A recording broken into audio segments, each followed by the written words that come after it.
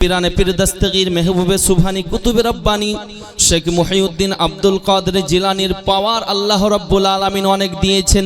তিনার পাওয়ার অনেক ছিল। তিনার বয়স যখন 7 বছর, কত বছর? 7 বছর। সুবহানাল্লাহ। এই 7 বছর বয়সে আল্লাহু আকবার, তিনি মায়ের কাছে ইজাজত নিচ্ছেন। মায়ের তো সেবা করতে আছেন, মায়ের কাছে ইজাজত নিচ্ছেন কি? তালিবুল ইলমি ফরিদাতুন আলা কুল্লি মুসলিমিন ওয়াল মুসলিমাত। আম্মা জান, ইলম হাসিল করা হলো, ইলম অর্জন করা হলো নারী এবং পুরুষ উভয়ের জন্য ফরজ। ইলম হাসিল করা নারী এবং পুরুষ উভয়ের জন্য ফরজ। আপনার ছেলেকে ডক্টর বানান, বারণ করব না। মাস্টার বানান, নিষেধ করব না। প্রফেসর বানান, বারণ করব না। ইঞ্জিনিয়ার বানান, নিষেধ করব না। কিন্তু বলবো যে কমপক্ষে আপনার ছেলের দিমাগে এতটা জ্ঞান ভরতে হবে যে কোনটা হালাল, কোনটা হারাম, কোনটা বৈধ, কোনটা অবৈধ, কোনটা জায়েজ, কোনটা না জায়েজ, এটা যেন পার্থক্য করতে পারে। এবং কবরে যখন আপনি যাবেন, আপনার ইন্তেকালের পরে, আপনার কবরের সামনে যাওয়ার পরে আল্লাহকে বলতে পারে, আয় আল্লাহ, আমার আব্বা কত গুনাহ করেছে না করেছে তা আমি জানি না, কিন্তু আমি তার সন্তান হয়ে তোমার দরবারে একটাই আরাধনা করি, প্রার্থনা করি, দোয়া করি যে আমাকে মানুষের মতো মানুষ বানিয়েছে। জোরে বলেন সুবহানাল্লাহ। নবী পাক বলতে আছেন, সাহেবে আওলাদ, নেককার সন্তান যদি কেউ পৃথিবীর বুকে রেখে যায় তো নেককার সন্তানের কারণে পিতামাতা কবরে শুয়ে শুয়ে নেকি পাবে। তাহলে বুঝতে পারলেন, এই যে দেখতে পাচ্ছেন সুবহানাল্লাহ, পাগড়ি পরে মাদ্রাসা ছাত্র থেকে নিয়ে এরা হলো নবী পাকের মেহমান। এরা কি? নবী মুস্তাফার মেহমান। তো সুবহানাল্লাহ, এদের মাথায় যদি একটু হাত বুলিয়ে দেন, টাকা যদি দিতে না পারেন, কোনো কিছু জামা কাপড় কিনে না দিতে পারলেও যদি একটু মোহাব্বত করেন, ভালোবাসেন, নবী পাক বলতে আছেন ওদেরকে ভালোবাসার কারণে তোমার গুনাহ অনেক মাফ হয়ে যেতেও পারে। বলুন সুবহানাল্লাহ। আব্বার আমার, তার জন্য এদেরকে ভালোবাসতে হবে, কারণ এরা হচ্ছে মেহমানের রসুল, রসুলের মেহমান।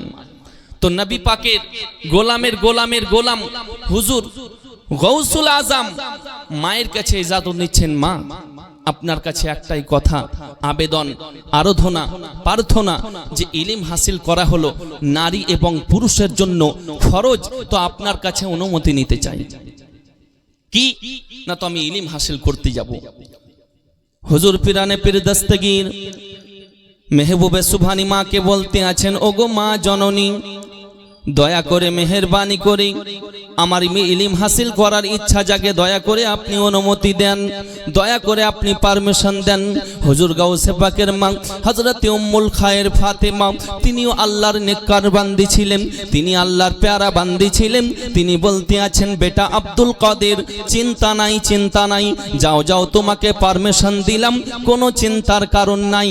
অবশ্যই তুমি ইলম হাসিল করতে যাও, তোমার দিক থেকে আমার দিক থেকে কোনো অসুবিধা নাই, তুমি ভালো করে লেখাপড়া করতে থাকো।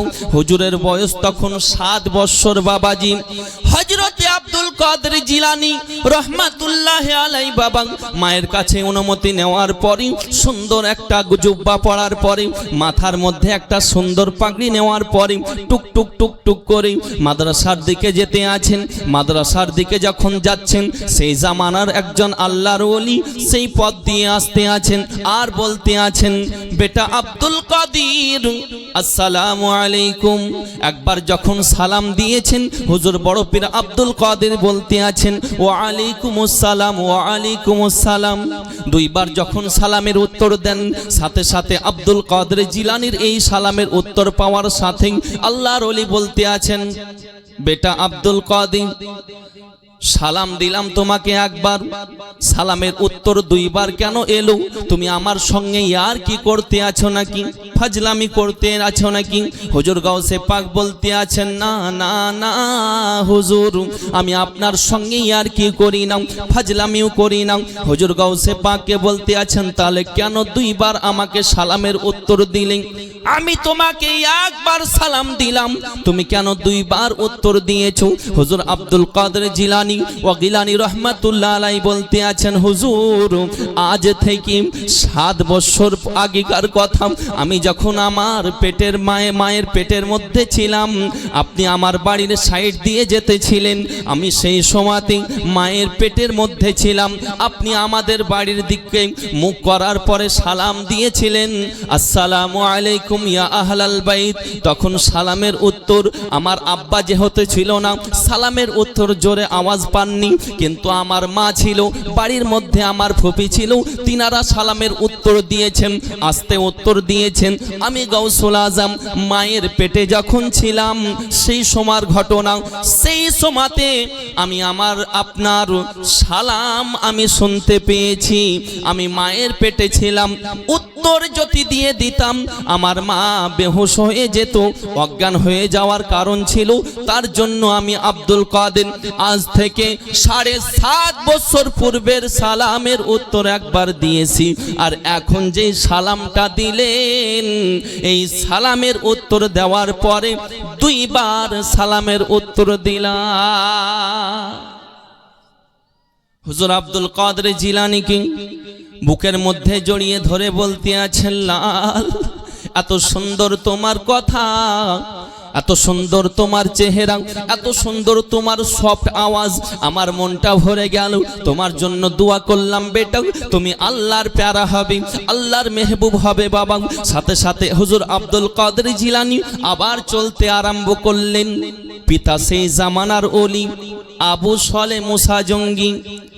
হুজুর আব্দুল কাদের জিলানী যখন মাদ্রাসার মধ্যে পৌঁছালেন, মাদ্রাসার শিক্ষক মশাইরা সকলেই উঠে দাঁড়িয়েছেন। হুজুর আব্দুল কাদেরকে দেখার পরে বাচ্চা ছেলে কিন্তু সম্মানীয় ব্যক্তির সন্তান হুজুর আব্দুল কাদের মাদ্রাসায় যাওয়ার পরে শিক্ষক মশাইরা বসেছেন, বলতে আছেন, বেটা আব্দুল কাদের বলো বলো বলো কি করতে চাও, লেখাপড়া করার জন্য এসেছো নাকি? হুজুর বড় পীর আব্দুল কাদের বলতে আছেন, ওগো মাস্টার মশাই, হুজুর আমি শিক্ষা অর্জন করার জন্য, লেখাপড়া করার জন্য এসেছি। হুজুর আব্দুল কাদের জিলানীর জন্য মাদ্রাসার ছাত্রদেরকে বলেন, ও ছাত্র তোমরা একটা বুগদাদি কায়দা নিয়ে আসো। হুজুর গাউসে পাকের সামনে যখন বুগদাদি কায়দা খুলে দেওয়া হলো, বলতে আছেন, পড়ো বেটা। আউযু বিল্লাহি মিনাশ শাইতানির রাজীম, বিসমিল্লাহির রহমানির রহিম। আলিফ বা তা সা। যখন বলতে আছেন পড়ো বেটা আব্দুল কাদের, হুজুর আব্দুল কাদেরের বয়স তখন 7 বছর। বলতে আছেন, হুজুর আমার এইগুলো পড়া হয়ে গেছে, দয়া করে এইগুলো আমার পড়ার প্রয়োজন নেই, এইগুলো আমাকে পড়াবেন না। আরও যখন 10 পৃষ্ঠা উল্টিয়ে দেওয়া হলো, পড়ো বেটা এই জায়গা থেকে, হুজুর এইগুলো আমার হয়ে গেছে।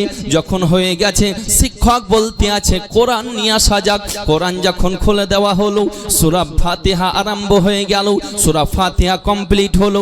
সূরা আল বাকারা বলল, বেটা পড়ো, বিসমিল্লাহির রহমানির রহিম, আলিফ লাম মিম যালিকাল কিতাবু লা রাইবা ফিহি হুদাল লিল মুত্তাকিন। যখন বলতে আছেন সূরা বাকারা পড়তে থাকুন, হুজুর আব্দুল কাদের জিলানী বলতে আছেন, হুজুর আমার এইগুলো পড়া হয়ে গেছে। দ্বিতীয় পারা বলতে আছেন, পড়ো বেটা সায়াকুলু সুফাহা থেকে পড়ো। হুজুর আব্দুল কাদের বলতে আছেন, ওগো মাস্টার এইগুলো আমার পড়া হয়ে গেছে। শিক্ষক তো অবাক হয়ে গেছে যে কত দূর থেকে কত দূর পড়া হয়ে গেছে, তাও তো আমরা জানি না। বলো বেটা বলো, তুমি কোথা থেকে কত দূর অবধি পড়েছো? হুজুর আব্দুল কাদেরকে বলতে আছেন, বেটা তুমি প্রথম থেকে আরম্ভ করো আর আমরা শুনতে থাকি। জোরে বলুন সুবহানাল্লাহ। আব্বারা আমার, হযরতে বড় পীর আব্দুল কাদের জিলানী নিজ হাতে বাবা বইটাকে বন্ধ করলেন। কোরআন শরীফ বন্ধ করার পরই সূরা ফাতিহা, সূরা আল বাকারা আব্বার আমার পড়তে আরম্ভ করলেন। প্রথম পারা, দ্বিতীয় পারা না দেখে পড়তে আছেন। আওয়াজ কত সুন্দর বাবা।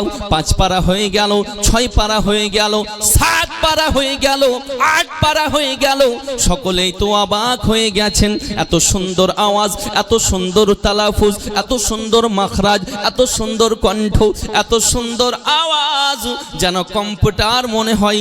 এত সুন্দর বলার ধাঁচ, এত সুন্দর সফট আওয়াজ।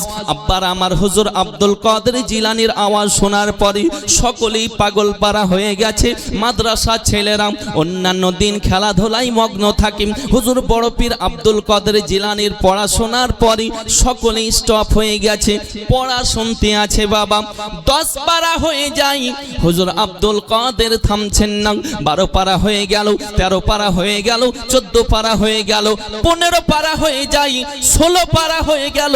হুজুর আব্দুল কাদের এত সুন্দরভাবে পড়তে আছেন, কোনো সময় বাবারা থামছেন না। এত সুন্দর আওয়াজ, এত সুন্দর মাখরাজ। 16 পারা হয়ে গেল, 17 পারা হয়ে গেল, 18 পারা কোরআন পড়ে হুজুর গৌসুল আজম থেমে যান। জোরে বলুন সুবহানাল্লাহ। শিক্ষক বলতে আছি, ও বেটা আব্দুল কাদের জিলানী, এই কোরআন তুমি কোথায় শিক্ষা করেছো বেটা? এই কোরআন তুমি এত সুন্দর তোমার আওয়াজ, এত সুন্দর তোমার তালাফুজ, এই কোরআন তুমি কোথায় শিক্ষা করেছো? তোমার পরীক্ষা আমরা নিব কি বেটা? তুমি আমাদের পরীক্ষা নিতে এসেছো নাকি বেটা? তুমি আসমানের কোনো ফারিস্তা এসেছো নাকি বেটা? হুজুর আব্দুল কাদেরকে বলতে আছেন, বেটা আব্দুল কাদের বলো বলো, এই কোরআন তুমি কোথায় শিখেছো? আর 12 পারা কেন বললে না? 12 পারা যদি কোরআন পড়ে দিতে পুরো মুকাম্মাল 30 পারা হয়ে যেত, কোরআন শরীফ খতম হয়ে যেত, কোরআনের হাফিজ হয়ে যেতে 30 পারা। আব্বার আমার হুজুর আব্দুল কাদের কি বলতে আছেন শুনুন। হুজুর বড় পীর আব্দুল কাদের বলতে আছেন, হুজুর এই কোরআন আমি কোনো মাদ্রাসায় শিখি নাই, এই কোরআন আমি কোনো মক্তবে শিখি নাই, এই কোরআন আমি কোনো মাদ্রাসায় শিখি নাই, এই কোরআন আমি কোনো পাঠশালায় শিখি নাই, এই কোরআন আমি কোনো ইউনিভার্সিটিতে শিখি নাই, এই কোরআন আমি কোনো কলেজে শিখি নাই, এই কোরআন আমি অন্য কোথাও শিখি নাই। এই কোরআন যখন আমি আমার মায়ের পেটের ভিতরে ছিলাম, এই কোরআন আমি মুখস্থ করে ফেলেছি। কারণ হলো একটাই, আমার মা জননী 18 পারা কোরআনের হাফিজা। তাই আমি আব্দুল কাদের জিলানী 18 পারা কোরআনের হাফিজ হয়েছি। খোদার কসম, আজকে যদি আমার মা 30 পারা কোরআনের হাফিজা হতো, আমি আব্দুল কাদের জিলানী আরো 12 পারা কোরআন শরীফ শোনার পরই আমি 30 পারা কোরআন শুনিয়ে দিতাম, এবং 20 পারা কোরআন শুনিয়ে দেওয়ার পরে পুরো কোরআনের হাফিজ হতাম। কিন্তু আমার মা 18 পারা কোরআনের হাফিজা বলে আমি 18 পারা কোরআনের হাফিজ হয়েছি। আব্বারা আমার বলার উদ্দেশ্য হলো এটাই যে মা তুমি কেমন গাছ, তুমি কেমন ফলেই তোমার পরিচয়। তাই মা তুমি কেমন সন্তানের তোমার পরিচয়।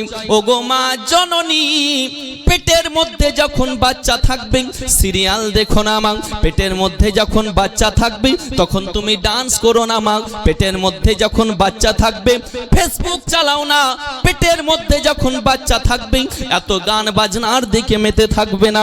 কারণ হলো একটাই, পেটের মধ্যে যখন বাচ্চা থাকবে যে সব কর্মগুলো করবে, বেশি বেশি নামাজ পড়বে, তাহাজ্জুদের নামাজ পারলে পড়বে, জিকির পড়বে, কোরআন পড়তে থাকবে, কোরআন বেশি বেশি করে তেলাওয়াত করবে। বেটা যখন পৃথিবীর বুকে আসবে আব্দুল কাদের জিলানী হয়ে আসবেন। আরো জোরে বলুন না সুবহানাল্লাহ।